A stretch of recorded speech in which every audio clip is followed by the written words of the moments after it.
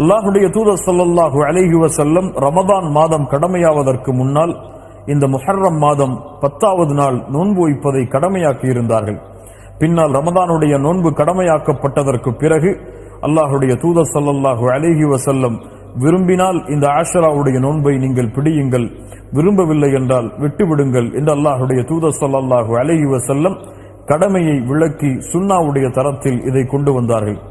அல்லாஹ்வுடைய தூதர் ஸல்லல்லாஹு அலைஹி வஸல்லம் சொன்னார்கள், யார் ஒருவர் முஹர்ரம் மாதத்துடைய இந்த 10வது நாள் நோன்பு வைக்கிறாரோ அவருடைய முன்னால் இருக்கக்கூடிய ஒரு வருடத்தின் பாவத்தை அல்லாஹ் ரப்புல் ஆலமீன் மன்னித்து விடுகிறான். அல்லாஹு அக்பர் என்று அல்லாஹ்வுடைய தூதர் முஹம்மது ரசூலுல்லாஹ் ஸல்லல்லாஹு அலைஹி வஸல்லம் சொன்னார்கள்.